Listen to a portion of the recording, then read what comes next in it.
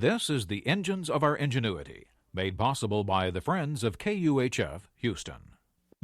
Today, a Texas immigrant dreams and draws flight. The University of Houston's College of Engineering presents this series about the machines that make our civilization run and the people whose ingenuity created them. In 1850, Charles Dellschau immigrated from Prussia to Galveston, Texas. By the time the Civil War started, he'd married a widow with a young daughter and was working as a butcher in Fort Bend County near Houston. Other than service in the Confederate Army, he lived an unremarkable life.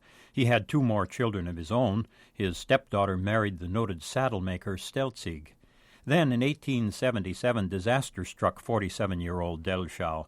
In rapid succession, his wife, then his 6-year-old son, died. Dellschau moved into Houston to work for Stelzig as a clerk, and here he stayed until 1923, when he died at the age of 93. That would have been that if it hadn't been for Dellschau's secret hobby. Somewhere along the way, maybe after he retired in 1900, he began drawing great airships. Lynn Adele of the Huntington Art Gallery at the University of Texas tells his story in the catalog of a traveling exhibit of self-taught Texas artists. She also shows us his gorgeous, detailed and annotated mixed-media images of heroic flying machines.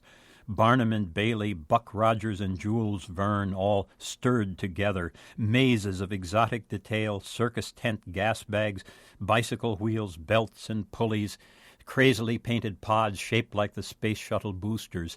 Each fantastic idea has its own name: Aero Mio, Aero Doubly, and Aerosita. So much hope and feeling radiates from each picture.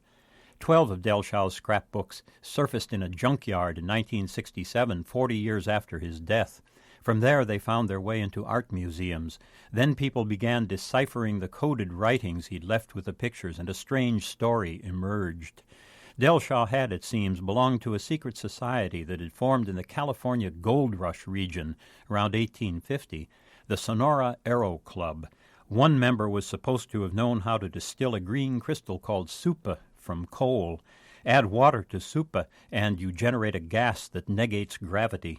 Of course, when that member of the Aero Club died, the recipe for making supa died with him. But Dellschau's pictures kept pouring forth. 12 notebooks survived, and Dellschau's numbering system suggests that 20 more have been lost. By now, UFO people have adopted Dellschau's pictures. Some think that mysterious sightings around Oakland, California in the 1890s were actually airships built by the Sonora Aero Club and carried aloft by Supa. I'm afraid I see both less and much more in Dellschau's wild drawings. Flight was in the air in 1890, all right. We were just beginning to feel hope for the deep-seated atavistic craving of our species. The Wright brothers were only 2 of a great company, some drunk with dreams and others cold sober in their purpose, who fulfilled that craving. Dellschau's imaginings are tame alongside the machinery which, by now, we've actually levitated into the sky. I'm John Lienhardt at the University of Houston, where we're interested in the way inventive minds work.